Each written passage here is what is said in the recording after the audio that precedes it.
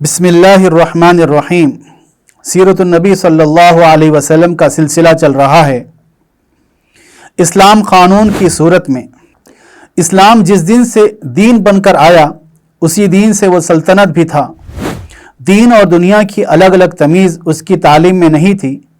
دنیا کی زندگی میں اللہ اور اس کے مخلوق کے جو فرائض ہم پر ہیں ان کو ادا کرنا ہی اصل دین ہے۔ اس کے لیے حکومت اور سلطنت ہمارے دین سے کوئی الگ چیز نہیں۔ مدینہ منورہ جیسے اسلام کا مرکز تھا، اسی طرح سیاسی قوت کا بھی مرکز بنا جا رہا تھا۔ اسلام جہاں تک پھیلتا تھا وہاں تک امن و امان قائم ہو جاتا تھا۔ عربوں کی بے نظام زندگی کی جگہ اسلام کی مرتب زندگی شروع ہو جاتی تھی۔ امام، مؤذن، محصل اور قاضی مقرر ہونے لگتے تھے اور اسلامی حکومت سب پر ایک ساتھ جاری ہو جاتی تھی۔ اسلام نے شروع میں صرف عقیدوں کی درستگی پر زور دیا۔ جب یہ مقصد پورا ہونے لگا تو خدا کی عبادت و اطاعت کا سبق پڑھایا۔ جب طبیعت ادھر بھی متوجہ ہو گئی تو اسلام کا قانون اترنے لگا۔ اس سے پہلے تک تو یہ حال تھا کہ باپ مسلمان تو بیٹا کافر، ماں مسلمان تو بیٹی کافر تھی، شوہر مسلمان ہو چکا مگر بیوی ابھی تک کفر کی حالت میں تھی۔ جنگ بدر کے بعد مسلمانوں کی زندگی مکے کے مقابلے میں اطمینان سے گزرنے لگی، لیکن لڑائیوں کی وجہ سے شہید ہونے والوں کی تعداد بھی بڑھ گئی۔ اس لیے سن 3 ہجری میں وراثت کا قانون اترا۔ لڑکیاں جو عربوں میں ترکہ پانے کا حق نہیں رکھتی تھی، اسلام نے ان کو بھی اس کا جائز حق دے دیا۔ اب تک مشرک عورتوں سے مسلمان نکاح کرنا جائز تھا، لیکن اب وہ موقع آیا کہ گھر کی اندرونی زندگی کے سکھ اور چین کے لیے ان سے نکاح کو ناجائز قرار دیا۔ سن 4 ہجری میں بدکاری کو ختم کرنے کے لیے مجرم کو پتھروں سے مار ڈالنے کا حکم تورات میں آیا تھا، پھر سے جاری کیا گیا۔ بعض مفسرین کہتے ہیں کہ شراب کا پینا پلانا بھی اسی سال بند ہوا۔ عرب میں منہ بولے بیٹے کا رواج تھا۔ جن کو متبنہ کہا جاتا تھا ان کے ساتھ حقیقی بیٹوں کا معاملہ کیا جاتا تھا اور ان کی بیویاں حقیقی بہویں سمجھی جاتی تھی۔ سن 5 ہجری میں اسلام نے اس کو بھی ختم کر دیا۔ جاہلیت کے زمانے میں عورتیں بناؤ سنگار کر کے میلوں میں اور مردوں کی محفلوں میں بے روک ٹوک آ جایا کرتی تھی، جس سے معاشرے کی بدنامی تھی۔ اسلام نے سن 5 ہجری میں ان باتوں کی مناسب اصلاح فرمائی۔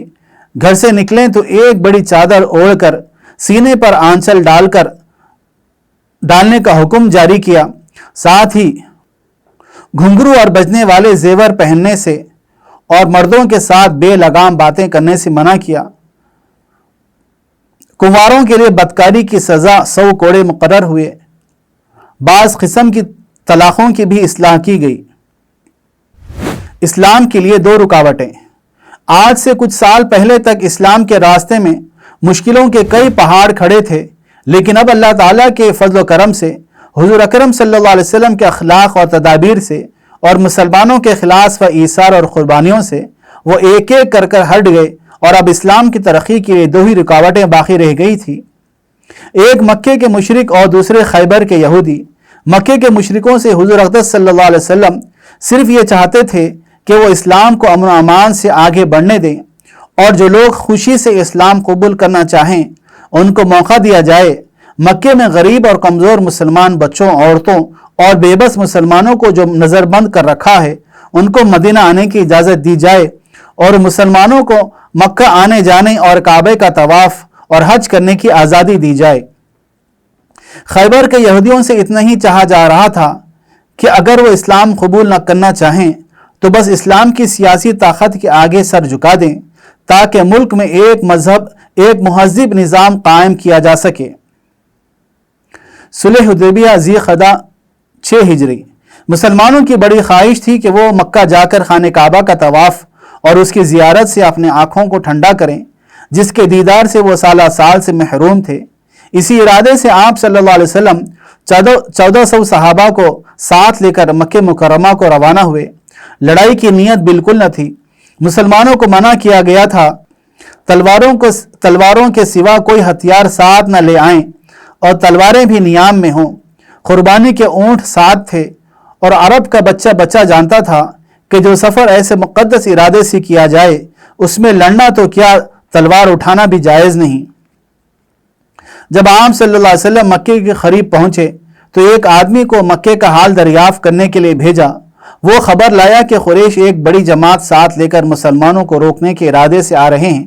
عام صلی اللہ علیہ وسلم راستہ بدل کر مقام حدیبیہ پر پڑاؤ ڈالا اور ایک سفیر حضرت عثمان رضی اللہ عنہ کو قریش کے پاس یہ پیغام دے کر بھیجا کہ ہم صرف عمرہ ادا کرنے کے ارادے سے آئے ہیں، لڑنا ہمارا مقصد نہیں، اور بہتر ہے کہ قریش تھوڑی مدت کے لیے ہم سے صلح کا معاہدہ کر لیں۔ عروہ بن مسعود ثقفی ایک نیک دل سردار تھا۔ اس نے قریش سے کہا تمہیں مجھ سے کوئی بدگمانی تو نہیں؟ انہوں نے کہا نہیں۔ تب اس نے کہا کہ مجھے اجازت دو کہ میں محمد سے مل کر اس معاملے کو طے کروں۔ لوگوں نے رضامندی ظاہر کی تو وہ حضور اقدس صلی اللہ علیہ وسلم کی خدمت میں حاضر ہوا اور قریش کا پیغام سنایا۔ عروہ یہاں پہنچ کر مسلمانوں کے روحانی انقلاب کا جو حال دیکھا اور رسول اللہ صلی اللہ علیہ وسلم کے ساتھ ان کی عقیدت دیکھا تو اس کے دل پر بڑا اثر پڑا۔ قریش سے جا کر کہنے لگا کہ میں نے قیصر و کسریٰ اور نجاشی کے دربار دیکھے ہیں، عقیدت اور محبت کی ایسی تصویر مجھ کو کہیں نظر نہ آئی۔ جب محمد صلی اللہ علیہ وسلم کوئی حکم دیتے ہیں تو ہر شخص یہ چاہتا ہے کہ سب سے پہلے میں اس حکم کو پورا کروں۔ جب کبھی ان کے منہ مبارک سے تھوک یا بلغم نکلتا ہے تو وہ زمین پر نہیں گرتا بلکہ ان کے جانثار ہاتھوں ہاتھ اس کو لے لیتے ہیں اور اپنے چہروں سے مل لیتے ہیں۔ جب وہ وضو فرماتے ہیں تو ان کے وضو کے پانی پر بھی ان کے جانثاروں کا یہی حال ہوتا ہے۔ قریب ہے کہ آپس میں لڑ پڑے۔ محمد صلی اللہ علیہ وسلم کے جسم مبارک سے کوئی بال نہیں گرتا، یہاں تک کہ فوراً اس کو لے لیتے ہیں۔ محمد صلی اللہ علیہ وسلم جب بات کرتے ہیں تو ہر طرف سناٹا چھا جاتا ہے، کوئی ادب سے نظر بھر کر ان کی طرف دیکھتا بھی نہیں۔ عروہ بن مسعود کے ساتھ کوئی معاملہ طے نہ ہوا۔ آپ صلی اللہ علیہ وسلم نے پھر ایک سفیر بھیجا۔ قریش نے اس پر حملہ کیا لیکن وہ بچ گیا۔ اب قریش نے لڑنے کو ایک جماعت بھیجی، مسلمانوں نے اس کو پکڑ لیا لیکن آپ صلی اللہ علیہ وسلم نے چھوڑ دیا اور معافی دے دی۔ اب حضرت عثمان رضی اللہ عنہ کو سفیر بنا کر مکہ بھیجا۔ وہ اپنے ایک عزیز کی حمایت و پناہ میں مکہ گئے اور آپ صلی اللہ علیہ وسلم کا پیغام پھر سنایا۔ قریش نے ان کو قید کر لیا اور مسلمانوں تک یہ خبر پہنچا دی کہ حضرت عثمان رضی اللہ عنہ کو شہید کر دیا گیا۔ مسلمانوں میں بڑا جوش پیدا ہوا۔ آپ صلی اللہ علیہ وسلم نے فرمایا عثمان کے خون کا بدلہ لینا ہمارے اوپر فرض ہے۔ یہ کہہ کر ببول کے ایک درخت کے نیچے بیٹھ گئے اور صحابہ سے جانثاری کی بیعت لی۔ اسی کا نام بیعت رضوان ہے، یعنی خدا کی خوشنودی کی بیعت، کیونکہ اس کے بارے میں اللہ تعالیٰ نے قرآن مجید میں اپنی خوشنودی ظاہر فرمائی۔ بعد میں معلوم ہوا کہ حضرت عثمان رضی اللہ عنہ کے شہید ہونے کی خبر جھوٹی تھی، لیکن مسلمانوں کے اس جوش کا یہ اثر ہوا کہ قریش کی ہمت ٹوٹ گئی۔ انہوں نے بھی اپنا ایک سفیر آپ صلی اللہ علیہ وسلم کے پاس بھیجا اور پہلی شرط یہ رکھی کہ مسلمان اس سال واپس جائیں اور اگلے سال آئیں اور 3 دن رہ کر واپس چلے جائیں۔ کچھ رد و بدل کے بعد 10 سال کے لیے لڑائی موقوف کی گئی اور یہ شرط منظور ہوئی کہ مسلمان اس سال واپس جائیں گے اور اگلے سال 3 دن کے لیے عمرہ کرنے کے لیے آئیں گے۔ تلوار کے سوا کوئی ہتھیار ساتھ نہیں لائیں گے، تلواریں بھی میان میں ہوں گی۔ جاتے وقت مکے میں جو مسلمان رہ گئے ہیں ان کو اپنے ساتھ نہ لے جائیں گے۔ قریش میں سے کوئی مسلمان ہو کر مدینہ چلا جائے تو واپس کر دیا جائے، اور اگر کوئی مسلمان مدینہ چھوڑ کر مکہ چلا آئے تو وہ واپس نہ کیا جائے گا۔ اور عرب کے دوسرے قبیلے قریش یا مسلمانوں میں سے جو جس کے ساتھ چاہے معاہدے میں شریک ہو سکتے ہیں۔ اس معاہدے کے بعد مسلمان مدینہ واپس چلے آئے۔ اسلام کی جیت۔ معاہدے کی یہ شرطیں اگرچہ ظاہر میں سخت اور کڑوی تھی اور اسی لیے کچھ پرجوش مسلمانوں کو اس کے ماننے میں تکلیف ہو رہی تھی، مگر جب خدا کا رسول ان کو مان چکا تو پھر کس کو انکار کی جرأت ہو سکتی تھی۔ چند ہی دنوں کے بعد معلوم ہو گیا کہ یہ شرطیں اسلام کے حق میں بے حد فائدہ مند تھی۔ اب تک مسلمان جس اصول کے خاطر قریش سے مقابلہ کر رہے تھے وہ یہ تھا کہ اسلام کو اپنی اشاعت اور پھیلانے کی آزادی دی جائے اور قریش اس راستے سے ہٹ جائیں۔ قریش کو اس کے ماننے سے اب تک انکار تھا۔ حدیبیہ کی صلح نے اس اصول کو منوا لیا اور اسلام کو اپنی اشاعت کی آزادی کا حق مل گیا، اور یہی اس کی جیت تھی۔